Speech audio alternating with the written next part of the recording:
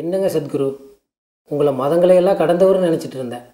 இப்போ பார்த்தா தியானலிங்கம்னு சிவன் கோயிலை கட்டி வச்சுருக்கீங்க. தியானலிங்கத்தை எதுக்காக கட்டினீங்க? அதன் நோக்கம் என்ன? சிவா என்றவங்க இங்கே கடவுளாக வழிபடுறதில்லை, ஆனால் ஆதி குருவா, முதலாவது குருவா, யோகா குருவா அவர் மதிக்கப்பட்டிருக்கிறாங்க. இதனால் இந்த தியானலிங்கம்ன்றது இந்த யோக விஞ்ஞானத்தில் ஒரு உயர்ந்த தன்மை. இங்கே எந்த விதமான வழிபாடு கிடையாது, எந்த விதமான சடங்கு கிடையாது. இது தனிப்பட்ட ஒரு மதத்துக்கோ இல்லை ஒரு தத்துவத்துக்கோ இல்லை ஒரு தனிப்பட்ட ஒரு பிரிவுக்கு சேர்ந்ததில்லை. இந்த கோயில் எப்பவுமே அமைதியில் இருக்கும். இங்கே எந்த விதமான மந்திர உச்சரிப்பு எது கிடையாது. இது தியானத்துக்காக உருவாக்குன ஒரு ரொம்ப சக்தியான உருவம்.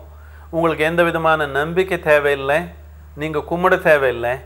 சும்மா கண்ணு மூடி சில நேரம் உட்கார்ந்தாலே எந்த விதமான ஒரு குறிப்பில்லாமையே நாங்கள் ஒரு மனிதனை தியானத்து நிலை கொண்டு வர முடியும். லட்சக்கணக்கில் மக்களை குறிப்பில்லாமல் எந்த விதமான பயிற்சி இல்லாமல் ஒரு தியானம்ன்றது உணர்றதுக்கு ஒரு கருவியாக இது உருவாக்கப்பட்டிருக்குது. பிரதி ஒரு மனிதனு இது உபயோகப்படுத்திக்கணும். இந்த தியானத்தை தன்மை அவனுக்குள்ளே கொண்டு வரணும். பிரதி ஒரு மனிதன் இது உபயோகப்படுத்திக்கணும்.